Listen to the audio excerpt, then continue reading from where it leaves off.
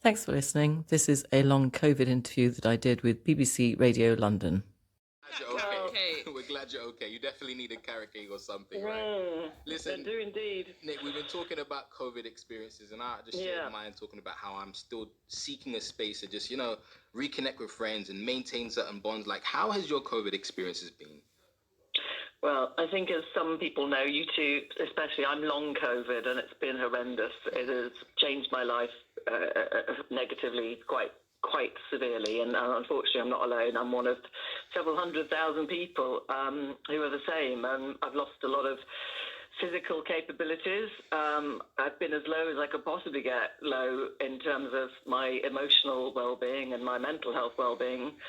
The Samaritans and my dogs are probably responsible for keeping me in this world. I've been to depths I never thought I'd get near. And it's all about looking at hope in the future and looking at coming out of it. But you know what's really annoyed me is the vaccine stories. Much as this whole vaccine euphoria has been amazing and immense, and the day or the evening that it was in the news, I was listening to the news and like the front page of the newspapers, yes.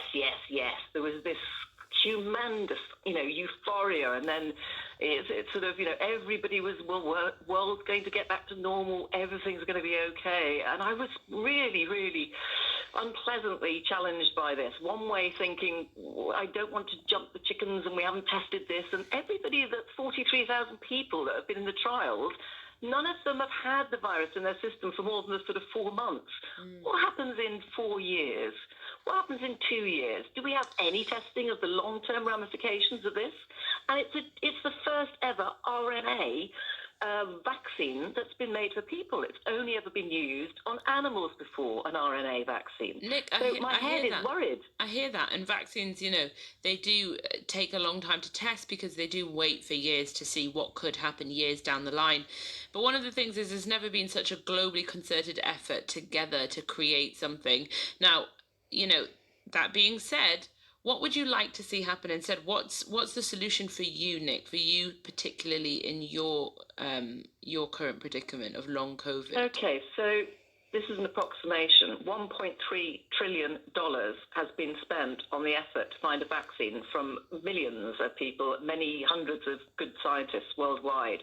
Who is looking at the problem of the millions of people with long COVID issues of blindness, losing their arms or legs mobility, getting rheumatoid arthritis, getting organ damage? Who is looking at it? We've had 1.3 trillion spent on finding a vaccine for people who haven't had the virus. How about all the people who've already been damaged? Who's looking after us? You just got me really, really speechless right now. And I'm thinking to myself, what can be done? Because so much money has been put in. Are we saying that we need to fund even more cases? Nobody's interested. Everybody's written us off. Everybody has written us off. Nick, do you really, really believe that in your heart of hearts that no one cares? Honestly. I'm sorry, but I do. Nick, what would you like to see apart from obviously more concerted research? And my second question is, do you think in 2 years, 3 years, when perhaps the effects are more obvious or more known and maybe more people have long COVID, people will pay attention? I think those that have got the virus and had horrible long-term effects will be swept under the carpet as they were with the real SARS and to some extent the real MERS. And there are many people that still suffer from those. But this virus has hit many more people, much harsher. And we will be swept under the carpet because together with Brexit and this virus, the UK government has no interest, no time, no resource, and no need to bother with those people who've already become victims of it. And I feel very, very sorry for a lot of people. Well, Nick, I'm very, very emotional hearing this, but we always want to champion people who are transparent. You know me, I'm a sensitive soul. So whenever someone is speaking from such a place, it just makes me very, very regretful that you can even feel that way in the government that is currently running this country. Nick, if you met up with the Prime Minister, let's say next week, right, and you had a forum to speak with him, what would you ask of him, right? I know you said that we need more funding, we need more attention, but what would you ask him to actually change how he's currently governing this situation? I'd ask him, having had the virus himself and how bad he felt for 2 or 3 weeks and how much he saw that illness when he saw other people with it, how can he live with himself knowing that some people still feel that bad 9, 10 months on. And the only thing that they are hoping for is for him and his government to help.